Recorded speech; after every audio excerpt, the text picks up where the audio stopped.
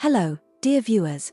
Today we will dive into the world of literature and get to know 5 of England's most influential writers, who changed not only English literature but also world literature. Their work inspires millions, and their ideas and characters still live on in the hearts of readers today. Thomas Wyatt. Thomas was born into an aristocratic family and after studying at Cambridge entered the diplomatic service of King Henry VIII. It was Wyatt who introduced the sonnet genre into English literature, in which Shakespeare later excelled. During Thomas's short life, his poems circulated solely as manuscripts. They were considered too vulgar for wide publication. William Shakespeare. Shakespeare's sonnets are often agonizing, painful, ironic and vulnerable.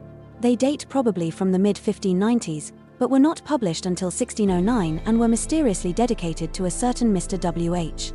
This figure is usually identified as William Herbert, 3rd Earl of Southampton, who was Shakespeare's patron. We catch glimpses of Shakespeare's insecurity and self-loathing when he looks in the mirror and sees the furrows of time on his face, which is battered and chopped by tanned antiquity.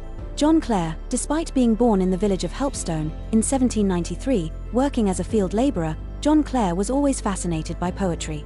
His first book, poems descriptive of rural life and scenery, was published by Keats in 1820 and was an immediate success. The preface described him as a peasant poet, whereas in fact he was very well read and left a library of over 400 books at his death in 1864.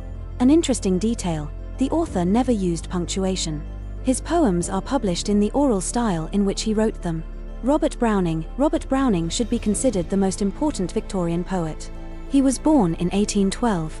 His father was a clerk at the Bank of England and a Liberal, and his mother was a devout nonconformist, and so Browning had to attend University College, London, which was open to nonconformists. In 1845 he met Elizabeth Barrett and fled with her to Italy the following year.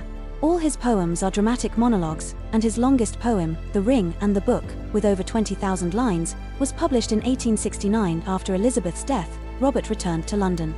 He never remarried. He had a romantic relationship with Lady Ashburton, and Robert even proposed to her, but she refused. His most famous poem is My Last Duchess, in which a sinister Italian Renaissance duke recounts his marriage to a duchess and insinuates that out of jealousy he killed her, even though she was clearly innocent. Thomas Hardy. Curiosity about the world was a Hardy trait from the beginning. As a boy, living in his parents' cottage at Lower Bockhampton, a few miles from Dorchester, he remembered that at 8 o'clock in the morning a man was to be hanged on the walls of Dorchester Gaol. Hardy ran out onto the heath, put his father's telescope to his eye, and saw a white figure tumbling down as the town clock struck 8. He went home terrified. Hardy trained as an architect and worked in London, where he began writing poetry and novels. In 1840 he travelled to Cornwall to rebuild a church, and there he fell in love with a girl named Emma Lavinia Gifford. They were married in 1874. Hardy became a full-time writer, but his marriage turned into a disaster. His novels were successful, especially Tess of the D'Urbervilles and Jude the Obscured. We hope this journey has inspired you to discover new books and delve deeper into the work of these wonderful authors. Don't forget to share your experiences and favorite works in the comments. Thank you for being with us. See you again in the world of literature.